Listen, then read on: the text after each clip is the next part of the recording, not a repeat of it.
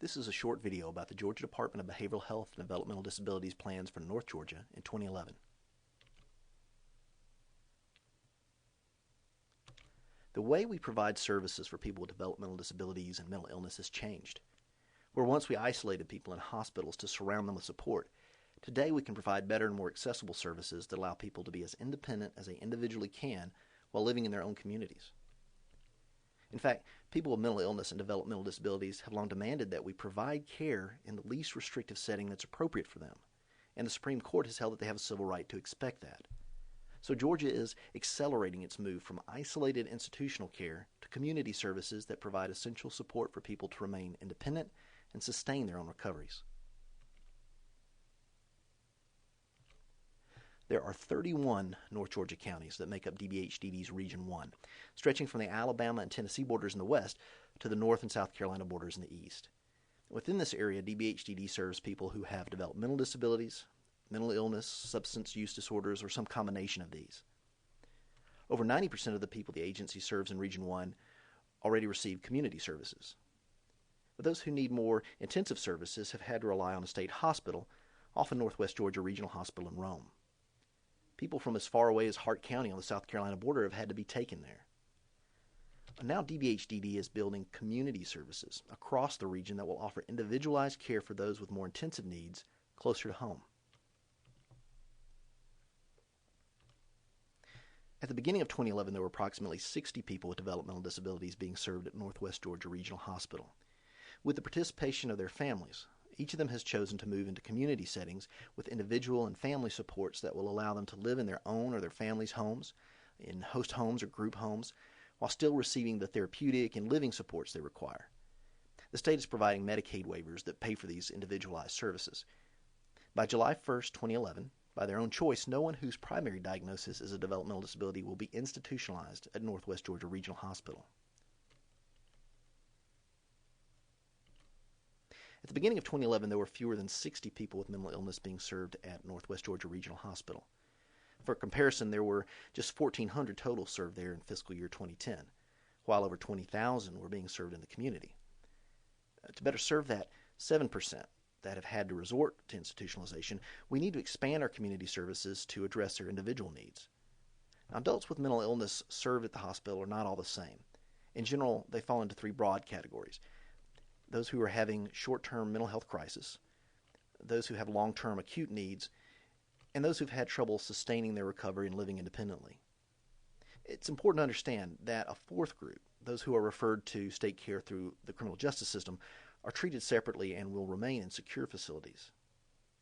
But for the other three groups of people with mental illness, they've needed hospitalization only because better and more accessible services weren't available to them closer to home. Well, DBHDD is changing that.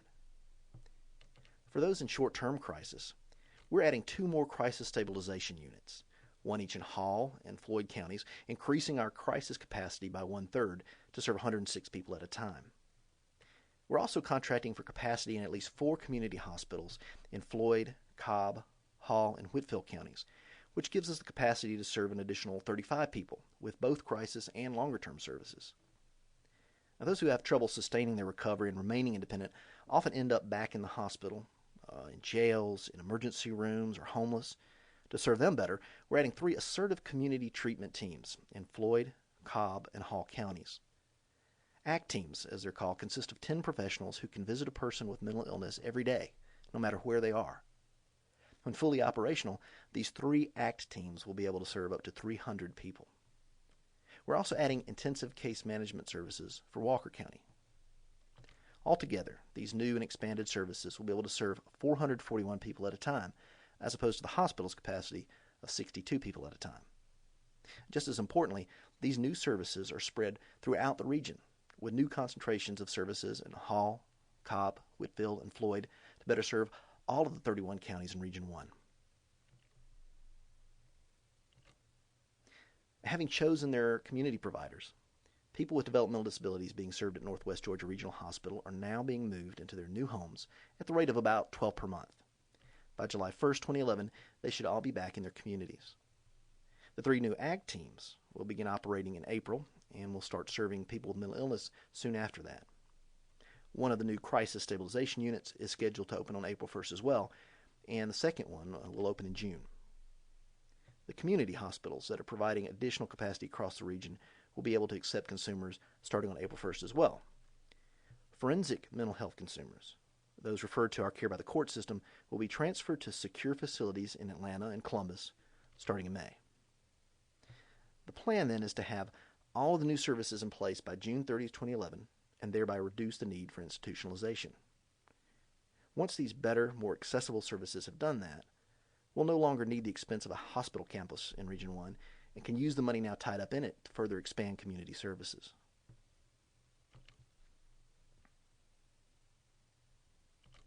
That's our plan.